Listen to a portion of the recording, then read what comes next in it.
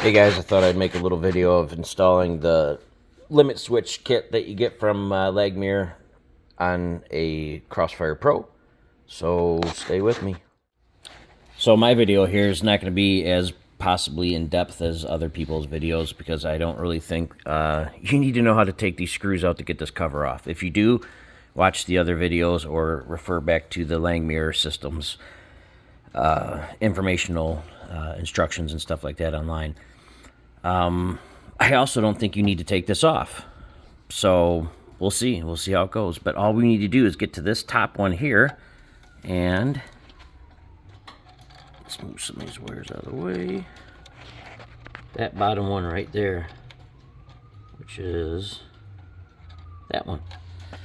And then we're going to be going up to this port here, which I already popped out the plug for it, the EXP port. And we will be installing the pieces. So here we go. I thought I'd kind of retro back a little bit, and I will note that you're going to have to remove that screw there, and that screw up here if you want to take this box off. I'm not going to. So, and then also, I think you can see you unplugged all the switches in the front because, gee, that only makes sense. So, but I have my little components here that are going to be going into the control panel, and I'll be doing those in just a moment. Okay, the first harness that we're going to put in here and everything is going to go into the top one right up here. And if you look closely, you can see it says ground, limb 1, limb 2, for limit 1, limit 2. This only goes on one way. And I know some of these guys get into super explanations on how this does this and this does this. Just put it on there. You can see which way it goes. It doesn't go this way because it doesn't match the other clips. It goes this way. It's not that difficult. So we're just going to slip that on here. If I can do it. Sorry, it's a shaky phone. But there you go. You heard it click. Wasn't that difficult to do. We're going to hang these out here for a minute, and then we're going to pop our other one on, which is a single wire. And that one, I kind of think you can see the way that goes too, because the clips are only one way. Focus, please. There we go. Just like that. So the clip only goes on one way. And I can get it in there without... Okay, there we go. We got our two pigtail harnesses connected. And off we go to the next step.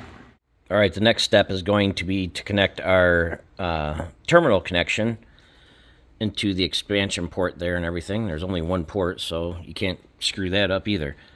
You will notice that we have a little detent. And if you're anal, and you should be, make sure they all line up and point at the bottom there at the 6 o'clock position. So we're going to go ahead and put that in. And basically what we're going to do with this here is we're going to take this washer and this screw and that I just dropped, and it took off on me. And we're going to toss that over the wires. And then we're going to come in on this side, just like you see over here on these. And we're going to tighten it up there and then maintain our clocking position on the other side. And then we're going to hook up our wires, and we're done. Okay, we now have the expansion port hooked up and aligned, and we have the nut on the back of it there. And I've gone ahead, and again, I mean, this isn't rocket science, guys. You just gotta match wires. And I am colorblind, so yeah, but the colors aren't, you know, bad. You can tell what they are, at least for me, even being colorblind. So that's it. You're done. Pack this thing up and call it a day. Now we're going to install the limit switches and the rest of the wiring to this, and then we'll go into our configurations for the computer after that. Piece of cake. You don't need to take this off. Taking that off, honestly, is just a waste of time. So don't bother doing it unless you want to be one of those people that just has to have it up on the table to work that way with it. But not needed. Wasted step in my opinion. So there you go. Okay, now that we got the control box all buttoned up and everything, we're going to turn our attention to the limit switches, and we're going to put the screws in, and they have an orientation for them. So if you're looking at this one right here, you can see the colors. Zoom in a little. You can see the color left on the red, black on the right. You got your screw, which these are tiny little guys, don't lose them. Goes in from the bottom on this side here, and then you're going to turn it over and put your washers on top. They got the washers on top like this to space it away from the bracket. That's what Langmuir instructions say to do, so that's what we're going to do. And we're going to assemble this next one, and then we're going to grab our brackets and we're going to start putting those in place. So let's get to it. Okay, I went ahead and assembled the limit switches here, and you can see how the bracket is here. You want that angled part going up and your limit switch to the inside of the bracket there. So you can see how that is. So if it's sitting like that, you should have it look like that. Our next one is the other bracket, and that one there has an angled piece as well too. You want the limit switch again on the bottom of our angled piece. So you see it's slightly angled. You can see it better in person and everything, but you should be looking both like that right there. Tighten those up. I don't know, I think that was like a 5/64 Allen. Tighten it up, snug them. You don't need to crank these suckers tight. You'll probably crack the case if you do. These aren't structural support items, but they will vibrate and move, so give them a little bit of a twist. And now we're going to go on to installing them. Okay, I had a brain fart moment and I connected the Y to the X for some reason. So make sure you get those right or you will end up crashing your machine. Fortunately, I caught that before because I went through and I hand tested them all. So we click, and I'll do this. I hand tested it, and you can see down here, I got my Y. I'm going to click my other one.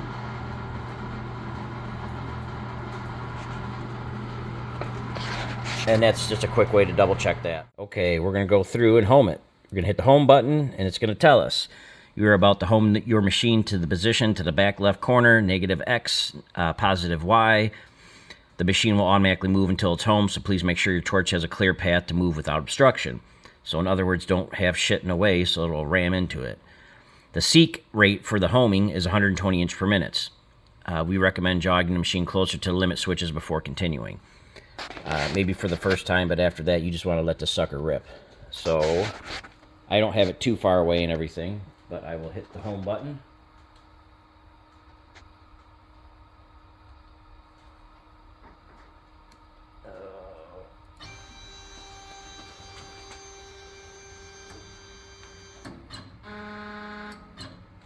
And there you go. Simple as that. Your machine is now homed. Okay, we got the machine all set for the limit switches. And now we're going to go about setting the soft limits. And earlier I said we would come back to that and everything. And again, this is all going off their instructions, but which are thoroughly detailed, by the way. I mean, I think there's a lot to it you don't have to read and go through, but whatever. Got our switches limit set. Now we're going to jog all the way down to where our rollers would hit the end of this bracket here, and then we would jog all the way over to where we would come in contact with this bolt up here, close to it, not contact obviously. And then what we're going to do is we're going to go back to when I explained the difference between work coordinates and machine coordinates. Right now you can see our machine coordinates are these numbers, and our work coordinates I have set for a 0, 0 for something else I want to talk about as well too. But we would set it to the machine coordinates when we hit those hard stops down on the other end of the machine. And then we would go through and input them. We're going to enable soft limits, and then we're going to input those numbers. And as you can see, I lost a little bit on both sides, and that's not being too conservative. I'm right on hammer's edge on that one. So it is what it is. You would hit save. I already did that. And then you'd have your soft limit set. And now you'd be able to home your machine and also stay within the limit range of supposedly not running into your hard stops. And we'll see about that. Okay, now with the new limit switches in and everything, this is kind of a cool feature because now it's showing you a work envelope on the screen. And I don't know if we could have enabled that before or not. I don't think you could without having the default set differently. But short end of it is you can see that this is a bigger sign that I was making, and it says at the bottom here, warning, the loaded program extends beyond the machine's travel limits. Well, we can see that. You can see my 00 is up here and everything. So, and I also have this set on machine coordinates. Let's go back to work. So you can see we're at 00. So now, if I were to go ahead and I'm jogging that up a little bit, and this one I believe was right on the edge. So we're going to call that 00 now. And you can see it shrunk right in here, and it looks like we're still possibly a little bit outside the edge there down here at the bottom, because it's still giving us a warning. So let's see if we can't nudge that up a tiny bit.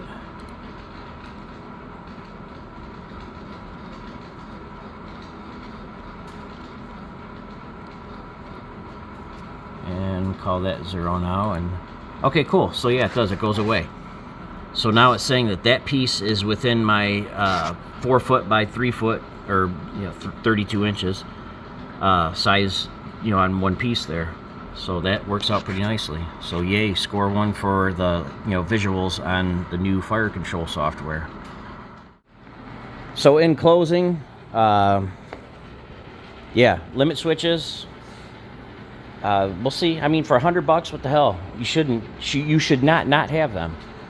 I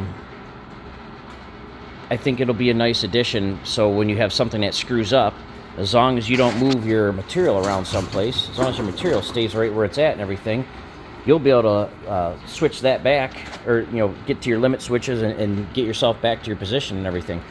But probably one of the main things is, when a problem like that arises, is to find out where you're at. Go to your machine coordinates and find out. I'm at my machine coordinates here. So, but good luck. If you got any questions, post them up. I mean, I might be able to help, but this is a new thing for me too. So good luck. Well, new limit switches are in place here. Let's home the machine out.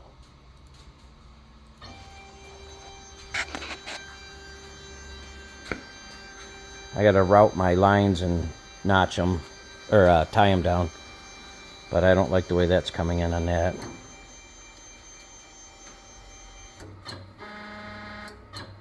That's it. Now it's working.